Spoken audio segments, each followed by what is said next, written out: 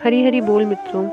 आज हम चर्चा करेंगे श्री हरिदास स्वामी जी की और श्री बांके बिहारी लाल जी के विग्रह के प्राकट्य की। ऐसा माना जाता है कि श्री हरिदास जी राधा जी की 8 सखियों में से एक सखी ललिता सखी के अवतार हैं। ऐसी मान्यता है कि श्री हरिदास जी का जन्म भाद्रपद मास में शुक्ल पक्ष की राधा अष्टमी को ब्रह्म मुहूर्त में अलीगढ़ जनपद के गांव में हुआ था, जिसे हरिदासपुर के नाम से जाना जाता है। इनके पिता का नाम श्री आशुधीर जी था और माता जी का नाम श्रीमती गंगा देवी था। आशुधीर जी श्री गंगाचार्य जी के वंशज थे। द्वापर युग में श्री गंगाचार्य जी ने श्री बलराम और श्री कृष्ण जी का नामकरण किया था। आशुधीर जी के 3 पुत्र हुए, हरिदास जी, जगन्नाथ जी और गोविंद जी। हरिदास जी बचपन से ही एकांत प्रिय थे और श्री कृष्ण जी की भक्ति में डूबे रहते थे। हरिदास जी को उनके पिता ने यज्ञोपवीत संस्कार के उपरांत वैष्णवी दीक्षा प्रदान की। युवा होने पर माता पिता ने उनका विवाह हरिमती नामक परम सौंदर्यमयी एवं सद्गुणी कन्या से कर दिया। किंतु हरिदास जी की आसक्ति तो अपने श्यामा कुंज बिहारी के अतिरिक्त अन्य किसी में थी ही नहीं।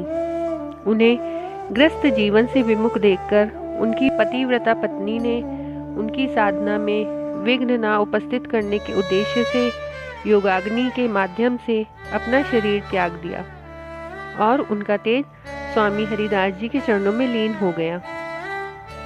25 वर्ष की आयु में हरिदास जी भगवान की भक्ति के लिए एकांत की खोज में वृंदावन में निधि वन में आकर ध्यान और भजन करने लगे।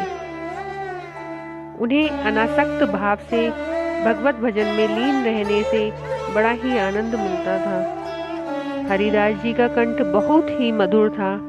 उनमें संगीत की अपूर्व प्रतिभा थी। हरिदास जी भक्त कवि, शास्त्रीय संगीतकार, कृष्ण के उपासक और सखी संप्रदाय के प्रवर्तक थे। वह तानसेन के गुरु थे। अकबर उनके संगीत की प्रशंसा सुनकर उनके दर्शन के लिए वृंदावन भी आए थे।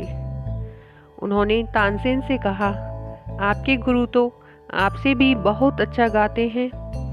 तब तानसेन ने बहुत ही सुंदर उत्तर दिया, क्यों ना हो, मैं इस जहान के बादशाह के लिए गाता हूँ और मेरे गुरु पूरे ब्रह्मांड के बादशाह के लिए गाते हैं। हरिदास जी के संगीत में इतनी शक्ति, इतना भाव, इतनी भक्ति और इतना माधुर्य था कि स्वयं श्री कृष्ण जी और राधा जी उनका संगीत सुनने के लिए लालायित रहते थे। हरिदास जी श्री कृष्ण और श्री राधा जी को अपने संगीत से रिझाया करते थे। वह दोनों हरिदास जी की गोद में बैठकर संगीत सुनते थे। एक बार श्री बिहारी जी ने संत हरिदास जी के साथ हर समय रहने की अपनी इच्छा प्रकट की ताकि वे उनका संगीत हर समय सुन सके। यह बात सुनकर हरिदास जी थोड़ा उदास हो गए और बोले, प्रभु, मैं आपको तो लंगोट पहना सकता हूँ, लेकिन किशोरी जी के श्रृंगार के लिए मेरे पास कुछ नहीं है। उनका श्रृंगार मैं कैसे करूँगा? तब स्वामी जी के ये वचन सुनकर श्री कृष्ण जी मुस्कुराए और उन्होंने राधा रानी को अपने अंदर ही समा लिया और वे एक रूप हो गए।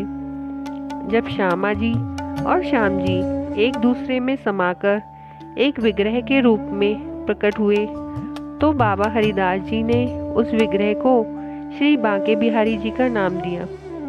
पहले हरिदास जी बांके बिहारी विग्रह की सेवा निधिवन में ही किया करते थे। फिर वृंदावन के बांके बिहारी मंदिर में विग्रह को लाया गया, जहाँ की आज भी पूजा अर्चना बड़े भाव से की जाती है। तो भक्तों, ये थी श्री संत हरिदास जी की और बांके बिहारी लाल जी के विग्रह के प्राकट्य की कथा। भक्तों, अब समय है श्री बांके बिहारी लाल जी की जय कमेंट बॉक्स में लिखकर अपनी हाजिरी बाबा के दरबार में लगाने की। और अगर आपने हमारे चैनल को अभी तक सब्सक्राइब नहीं किया है तो कृपया सब्सक्राइब कर लें और साथ ही घंटी का बटन दबाना ना भूलें। हम फिर प्रस्तुत होंगे एक नई वीडियो के साथ। तब तक के लिए हरी हरी बोल।